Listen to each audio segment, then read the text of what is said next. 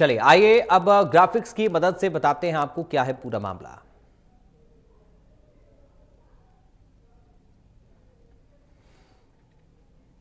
तो बड़ा आदेश आयोग का आया है। पंचायत नगर निकाय चुनाव को लेकर निष्पक्ष चुनाव की तैयारी चल रही है। इस चुनाव को लेकर राज्य निर्वाचन आयोग सख्त हो गया है। 3 साल से जमे अफसर ट्रांसफर होंगे। गृह जिले में तैनाती पर भी रोक लगा दी गई है। गृह जिले में तैनाती पर पूर्ण रूप से प्रतिबंध रहेगा और इसके अलावा 28 फरवरी तक तबादले भी अनिवार्य कर दिए गए हैं। जो तबादले होने हैं वो 28 फरवरी तक हो जाने चाहिए और इसके अलावा प्रशासनिक और पुलिस अधिकारियों का तबादला तय माना जा रहा है। साथ ही चुनाव से पहले बड़ा प्रशासनिक फेरबदल देखने को मिलेगा। चुनाव प्रक्रिया तक ये आदेश लागू रहेगा।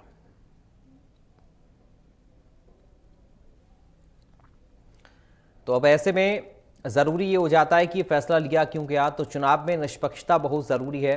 इस निष्पक्षता को ही बरकरार रखने के लिए फैसला लिया गया है। दबाव और पक्षपात से मुक्ति मिल पाएगी और मतदाता के भरोसे को पूरी मजबूती भी मिलेगी। ये फैसला इसलिए लिया गया है ताकि एक पारदर्शिता बनी रहे चुनाव में और मतदाता के भरोसे को भी मजबूती मिले।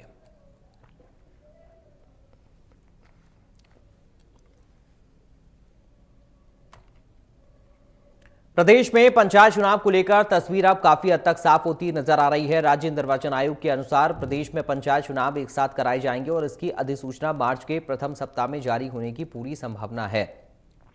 इस बात की पुष्टि राज्य निर्वाचन आयोग के आयुक्त राजेश्वर सिंह ने की है। चुनावी प्रक्रिया की शुरुआत पहले चरण में प्रदेश की 14,600 से अधिक ग्राम पंचायतों के चुनावों से होगी।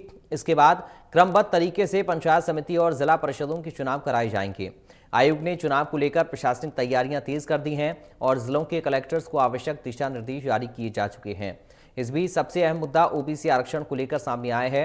राज्य प्रतिनिधित्व ओबीसी आयोग की रिपोर्ट फिलहाल तैयार नहीं हुई है, लेकिन निर्वाचन आयोग ने स्पष्ट कर दिया है कि जैसे ही रिपोर्ट प्राप्त होगी उसके 7 दिन के भीतर ही पंचायत चुनावों में आरक्षण का फॉर्मूला लागू कर दिया जाएगा।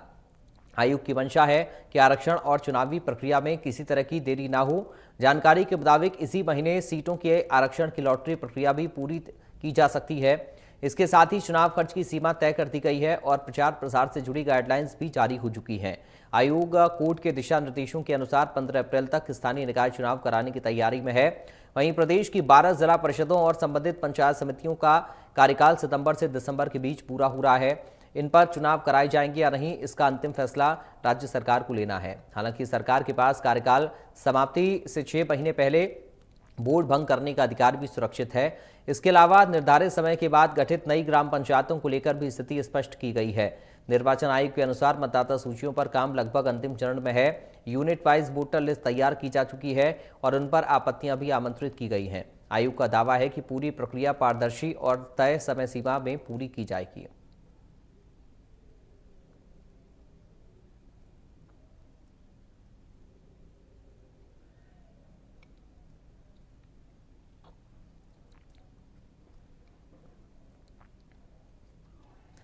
तो आइए अब ग्राफिक्स की मदद से आपको बताते हैं कि आखिर क्या है पूरा मामला।